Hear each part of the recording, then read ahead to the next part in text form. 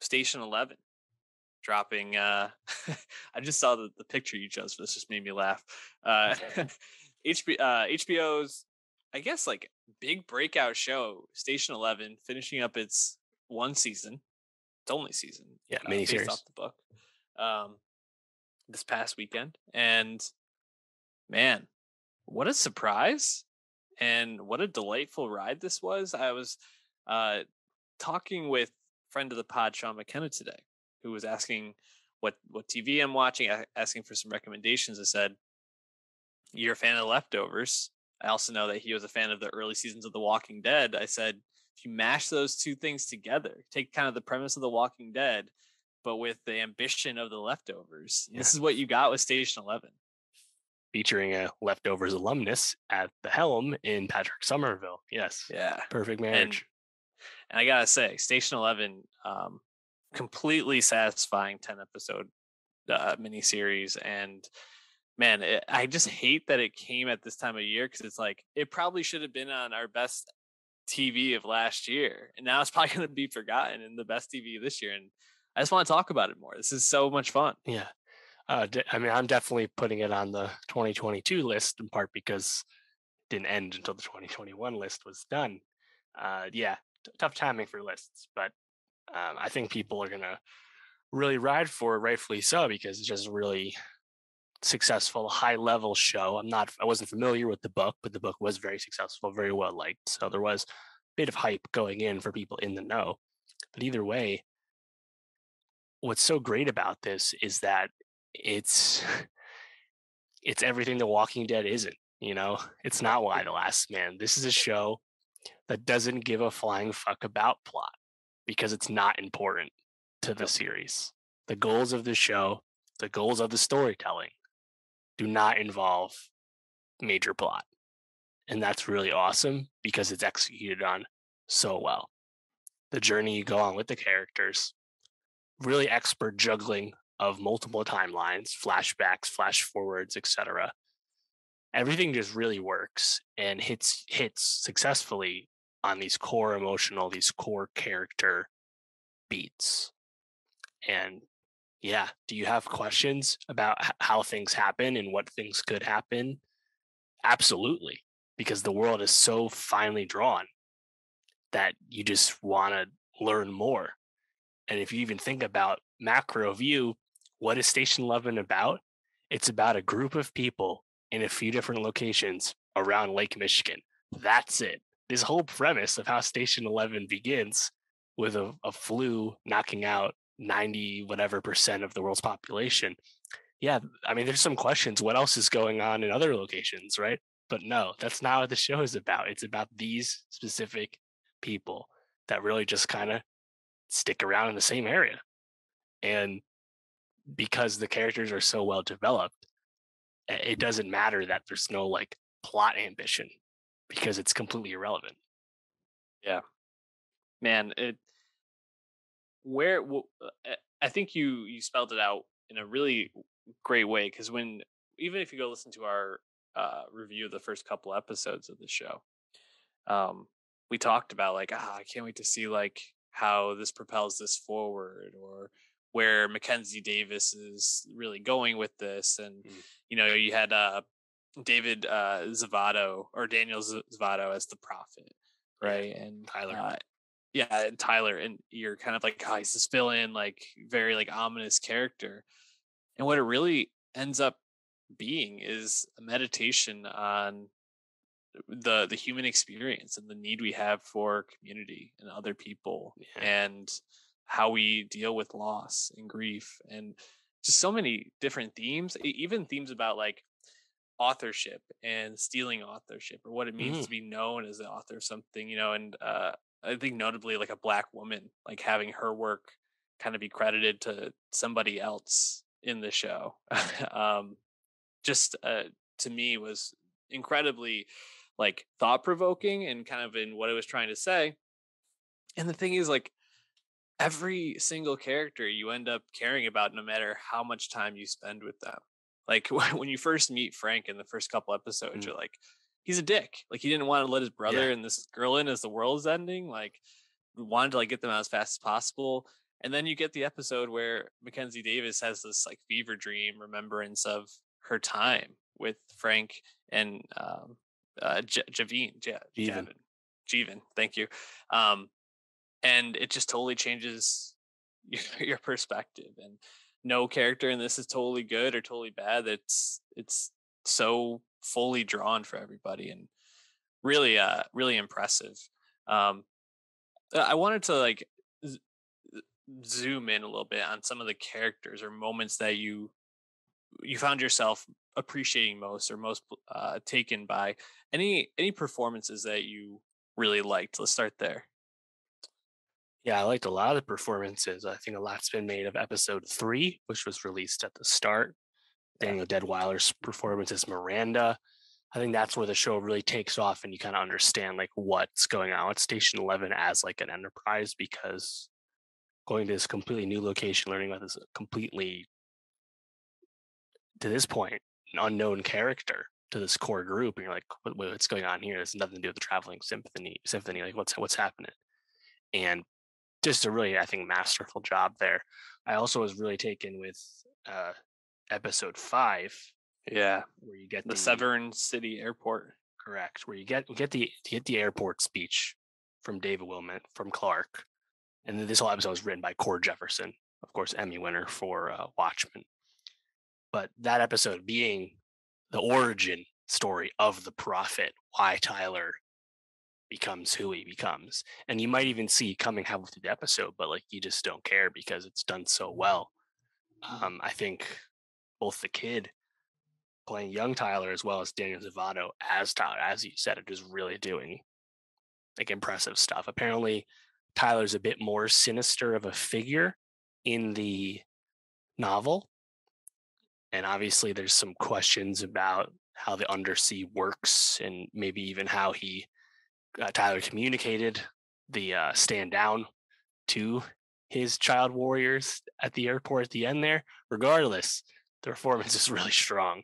So I Yeah, definitely agree about Frank as well. I thought everyone was really up to the task, and because like these characters are like very specific, but now there's no like clear archetypes here. Like even like Sarah, the head of the symphony, played by Lori Petty, like really specific, like really kind of out of left field performance. A very neurotic person, but yeah. like everyone's bringing it. Oh, absolutely. Yeah, I appreciate that you shouted out David Wilmot. I thought he was fantastic. Um, Himesh Patel really surprised me at this. I think after yesterday being a fairly disappointing and problematic at times movie, Mm, and really only seeing him in small roles and things like Don't Look Up or Tenet. yeah, Um, I was like, is he going to end up being someone that was kind of tapped to be this like leading man and never going to really fully reach that potential? But man, he brings it in this, and you kind of get him you get a lot of him in the first episode, then in uh, snips of memory here and there for right. Kirsten, and then what was episode 7, and Mm, then or it was 8 and 9, 7 or 7 and 9, I can't remember which one exactly, but where you see a little bit more about them, like or 7. sorry, yeah, 7. Um, Goodbye, My Damaged Home. That was just a absolutely amazing episode, I thought, and really built him out. And then you see him in episode 9, Dr. Chaudhry, Mm, um, where the picture that you have right there, and he gets taken in as in this furniture store, which I thought was like a brilliant, like if you're end of the world, of course, go to a furniture store. Makes a lot of sense. I feel like, yeah. um, but like, and then gets pulled in to be this doctor, loses his foot, or I guess his toes, that sort of thing. He just blew me away. And then you get that final scene between him and Mackenzie Davis, where they finally make their way back to each other. And man, I thought that was just incredibly satisfying and moving, and it said so much without them actually saying anything. Mm. Which great choice by Patrick Somerville. Yeah, so him, and of course Mackenzie Davis is always good. She's really great. Yeah, I was actually kind of surprised to see them reunite. I wouldn't have been surprised if they just missed each other at the Mhm. airport there. Like just didn't happen. But like they pay off everything just right. They do have that reconnection, Kirsten and Jeevan. and then we'll meet again. Airport getting added to the wheel. But Alex gets to go off on her own. And, before Clark dies, Kirsten explains who she was as a little kid. Like the level of connection is actually pretty funny.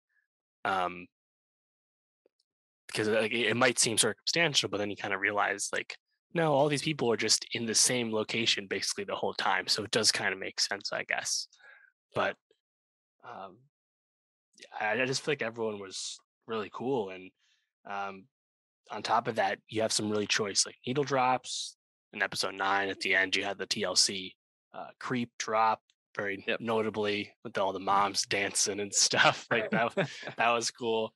Obviously, Frank rapping Tribe in Yeah. episode 7, right before shit hits the fan.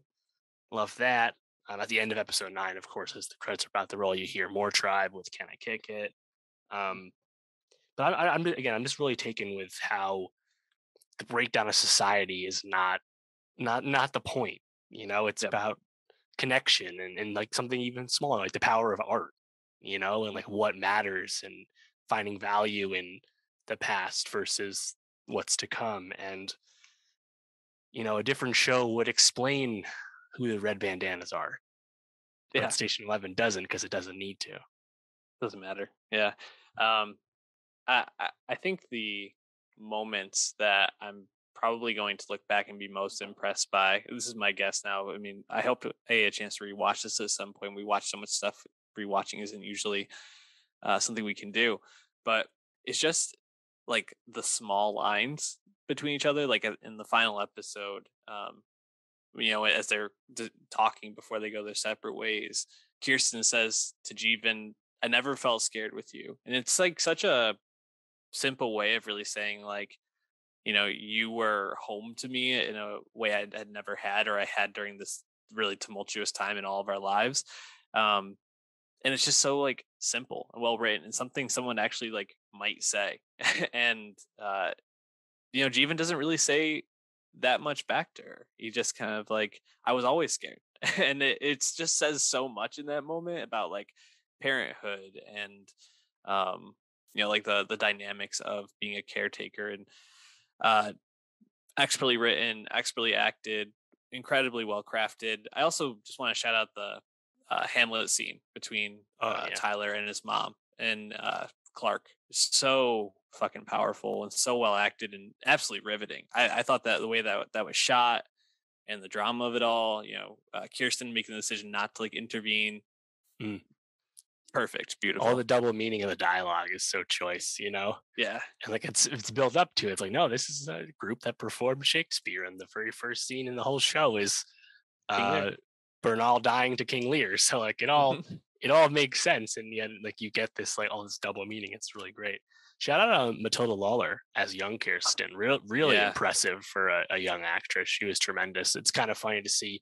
She definitely aged in a significant way physically because of Hmm. course the show started and then paused with the pandemic. And as a little kid, you can see the aging process a little bit.